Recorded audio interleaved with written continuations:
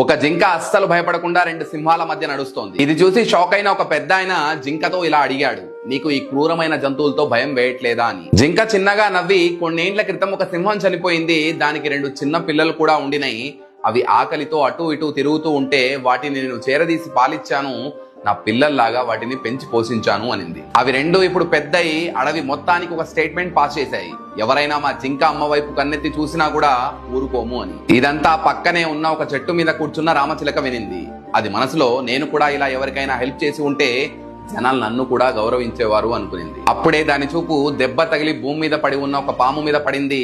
రామచిలక వెంటనే దిగి పాముకు గుచ్చుకున్న ముళ్ళను తీసి దానికి హెల్ప్ చేసింది. పాముకు ఎప్పుడైతే నయమైందో పాము వెంటనే రామచిలకను తన విషపు కూరలతో కాటువేసింది. ప్రాణాలతో కొట్టుమిట్టాడుతున్న రామచిలకతో మళ్ళీ ఆ పెద్ద ఆయన, ఎందుకు నువ్వు ఇలాంటి బుద్ధి తక్కువ పని చేశావు అని అడిగాడు. రామచిలక బాధతో అనింది, నేను జింక చేసిన మంచి పని విని ఇన్స్పైర్ అయ్యి పాముకు హెల్ప్ చేయడానికి వెళ్ళా, కానీ అది చేసిన మంచిని మర్చిపోయి నన్నే కాటు వేసింది, ఎందుకు ఇలా చేసిందో నాకే అర్థం కావట్లేదు అనింది. ఇది విని ఆ పెద్ద ఆయన బాధతో చాలా బాగా జవాబిచ్చారు, హెల్ప్ చేస్తే మంచిని గుర్తుపెట్టుకునే సింహం లాంటి పిల్లలకు చేయండి, అంతేకాని ఏ కంచంలో అయితే తిన్నారో అదే కంచంలో విషం కక్కే పాములకు చేస్తే ఇదే గతి పడుతుంది అన్నారు. ఎవరైతే మీ సహాయానికి వాల్యూ ఇచ్చి లైఫ్ లాంగ్ గుర్తుపెట్టుకుంటారో వాళ్ళకి మాత్రమే హెల్ప్ చేయండి, లేదంటే మీ మంచితనాన్ని కూడా చేతకానితనం అనుకుంటారు. జనాలకి అవసరం ఉన్నప్పుడల్లా మిమ్మల్ని వాడుకొని వదిలేస్తారు.